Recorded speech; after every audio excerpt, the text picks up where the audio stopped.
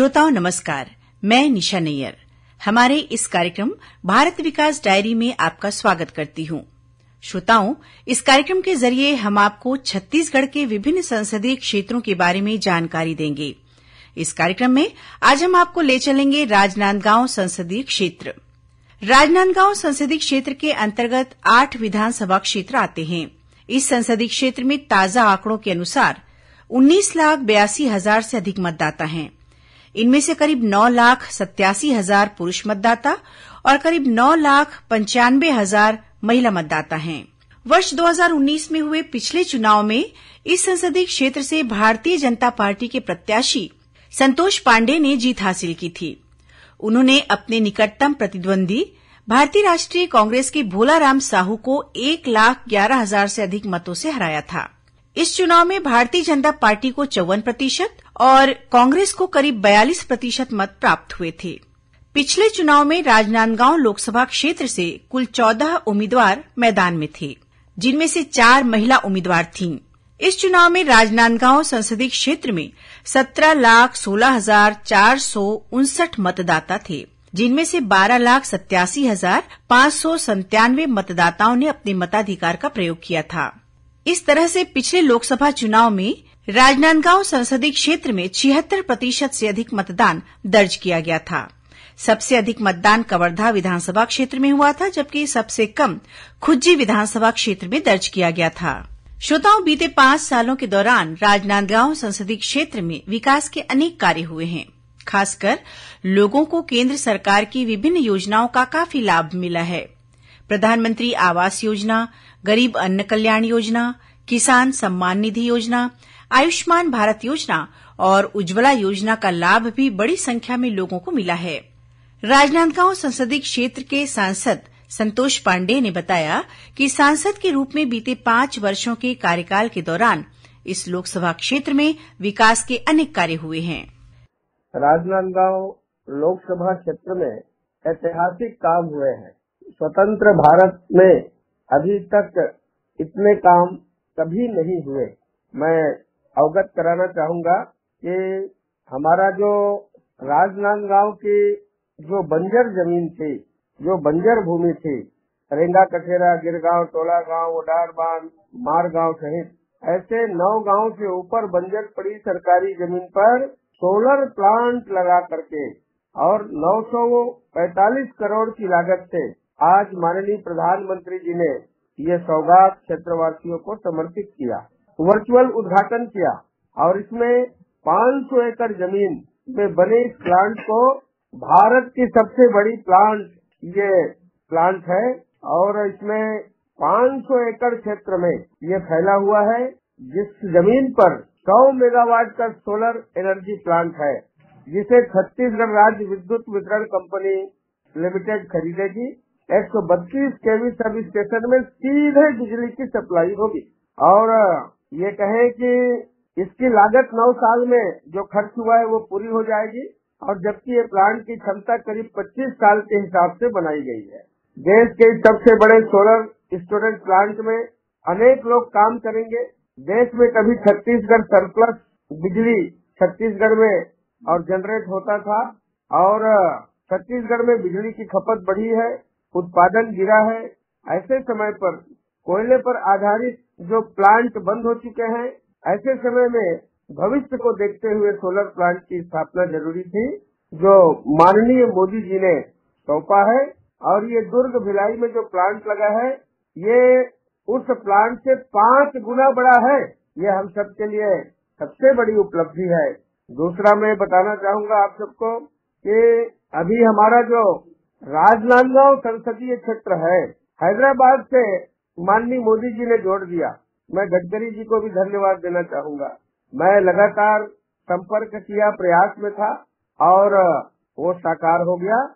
रायपुर से देवादा होते हुए हैदराबाद सड़क के लिए चिन्हांकित हो चुकी है, मुआवजा प्रकरण तैयार हो चुका है, सब प्रकार से कार्रवाई शुरू हो चुकी है। जो मेरे राजनांदगांव क्षेत्र से डोंगरगांव, कुमरदा, अंबागढ़ चौकी क्षेत्र से होकर ये गुजरेगी, हैदराबाद तक पहुंचेगी। इसकी शुरुआती लागत 4,500 करोड़ है। ये एक लाइफ लाइन है हमारे क्षेत्र के लिए। उसी प्रकार से हमारे बालाघाट के रजे गांव से एक सड़क निकलेगी जिसे ग्रीनफील्ड राजमार्ग कहा गया है, जो गातापार, खैरागढ़ होते हुए कुम्हारी ऐसे रायपुर के लिए जाएगी। ये एक बहुत ही आवश्यकता जो लंबे समय से थी वो उसकी पूर्ति हो रही है। इसके साथ साथ आज रेलवे में तीसरी लाइन रेलवे का मैं कहूँ कि 230 किलोमीटर रेल लाइन का विस्तार किया जा चुका है। चौथी लाइन भी कार्य आरंभ होने वाले हैं। साथ ही साथ जो छत्तीसगढ़ में एक ही जो और कहूँ कि मेरे क्षेत्र में हुआ है, ऐसे अपने डोंगरगढ़ से लेकर के कटघोरा के लिए, जिसमें मेरा क्षेत्र खैरागढ़, डोंगरगढ़ विधानसभा, खैरागढ़, सुई खदान, गंडई, लोहारा, कवर्धा होते हुए मुंगेली, तखतपुर होते हुए कटघोरा जाएगी। इस प्रकार से और खनिज को परिवहन करने में ये सुगम और सरल मार्ग होगा, ईंधन की भी बचत होगी और जनता के लिए भी बहुत ही उपयोगी होगा। जो ज्वाइंट एडवेंचर है, संयुक्त उपक्रम है छत्तीसगढ़ सरकार के साथ, केंद्र सरकार के साथ, अब डबल इंजन की सरकार है, बनते ही विष्णुदेव साय सरकार ने 300 करोड़ इसमें पास कर दिया है। ये हम सब के लिए बहुत उपयोगी था। इसी प्रकार से मैं ये कहना चाहूंगा कि हमारा जो साई है sport authority of India, upgrade करने के लिए खेल मंत्री जी से मैं लगातार और मिलने के बाद 63 लाख की स्वीकृति हुई और इसमें अंतर्राष्ट्रीय हॉकी स्टेडियम में साई के लिए पृथक से बालक बालिकाओं के 100 बेड हॉस्टल, खेलो इंडिया की बास्केटबॉल अकेडमी, ये 2 युगांतर में और डीपीएस में दोनों को प्राप्त हुआ। कवर्धा को कबड्डी का एकेडमी प्राप्त हुआ। तो ये हमारे क्षेत्र के लिए उपलब्धि है और इसी के साथ साथ ये बताते हुए बड़ा हर्ष हो रहा है कि अभी सीआरसी दिव्यांग जनों के लिए उसके कौशल विकास के लिए, उसको यंत्र देने के लिए, उनकी ट्रेनिंग देने के लिए, उनके पालकों की ट्रेनिंग के लिए सीआरसी भवन जो पूरे छत्तीसगढ़ में सिंगल राजनांदगांव को प्राप्त हुआ है, नेशनल हाईवे दुर्ग मार्ग पर और 25 करोड़ की लागत से और छत्तीसगढ़ के पूरे दिव्यांग जनों के लिए ये बहुत ही महत्व का काम माननीय श्री वीरेंद्र खटीक जी ने इसका उद्घाटन किया है। साथ ही कवर्धा में केंद्रीय विद्यालय की आवश्यकता थी, 20 करोड़ और 55 लाख की लागत से वो स्कूल बन करके तैयार हुआ। जनता को समर्पित वो सौगात कवर्धा को मिला है। इसके लिए मैं आभार व्यक्त करता हूँ माननीय नरेंद्र मोदी जी का, प्रधानमंत्री जी का और साथ ही श्री धर्मेंद्र प्रधान जी का, जिन्होंने इस काम को कराने में और बहुत ही सक्रिय भूमिका जिनकी रही है।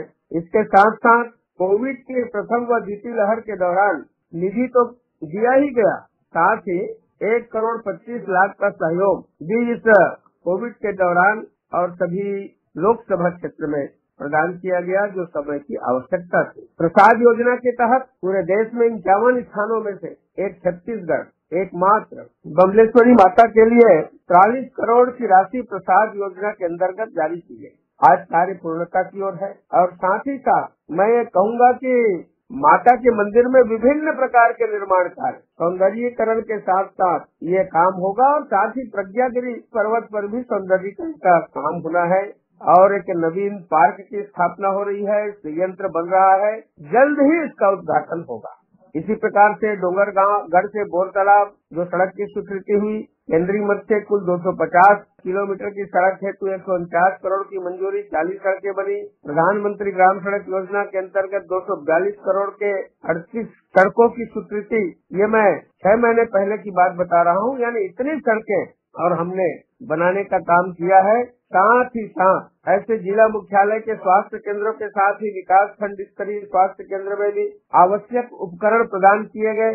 सुई खदान में शानदार हॉस्पिटल बनकर के तैयार है और अनेक काम इस क्षेत्र में हुए हैं। इस सभी कार्य के लिए मैं अपने क्षेत्रवासियों को धन्यवाद दूंगा, किंतु एक कार्य यदि नहीं बताया गया तो वो अधूरा रह जाएगा।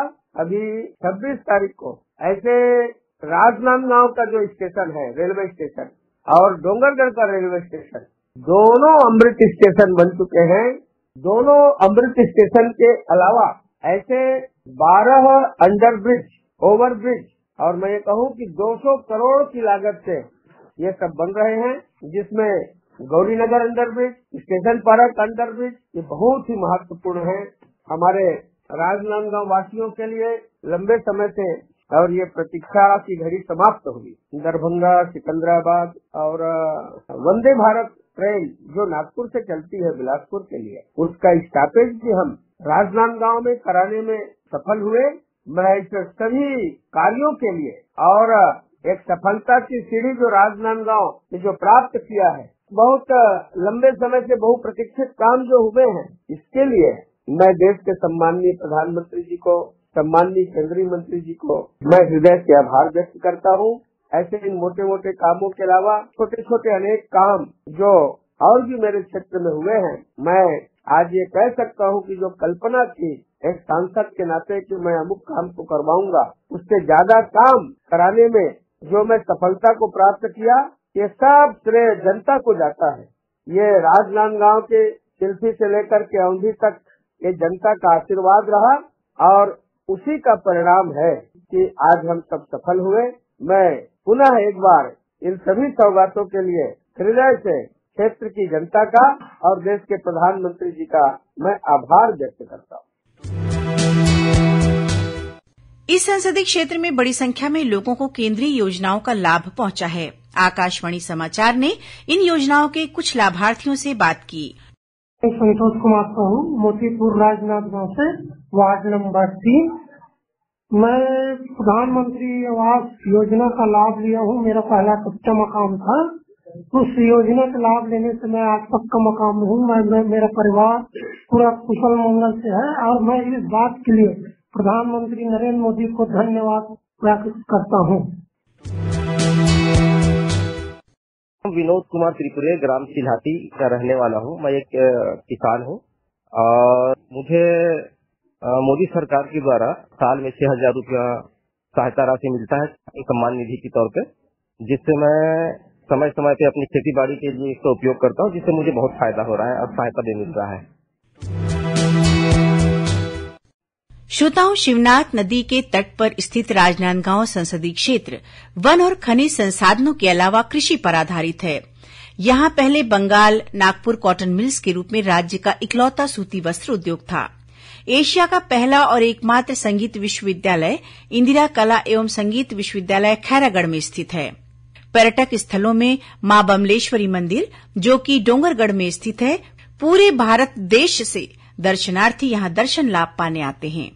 इसके अलावा प्रज्ञागिरी, श्रीचंद प्रभु दिगंबर जैन मंदिर, नीगो जलाशय, दंगबोरा जलाशय, नाथेला जलप्रपात, मंडीप खोल, एनर्जी पार्क, पुष्प वाटिका और मां पाताल भैरवी मंदिर स्थित है। राजनांदगांव में अंतर्राष्ट्रीय हॉकी स्टेडियम भी है, जहां राष्ट्रीय और अंतर्राष्ट्रीय स्तर के हॉकी मैच खेले जाते हैं। राजनांदगांव संसदीय क्षेत्र की गणेश विसर्जन झांकियां पूरे देश में प्रसिद्ध है। वहीं कवर्धा में शक्कर कारखाना भी प्रसिद्ध है। तो श्रोताओं, इसी के साथ अब मैं आपसे विदा लेती हूँ। 2 मार्च को हम पुनः मिलेंगे इसी समय इस कार्यक्रम की अगली कड़ी में एक अन्य संसदीय क्षेत्र में हुए विकास की ढेर सारी बातों और रोचक जानकारियों के साथ। श्रोताओं, आपको यह कार्यक्रम कैसा लगा? हमारे ईमेल bharatvikasdiary@gmail.com पर जरूर भेजें। इस कार्यक्रम को सुनने के लिए आप सभी का हार्दिक आभार। नमस्कार।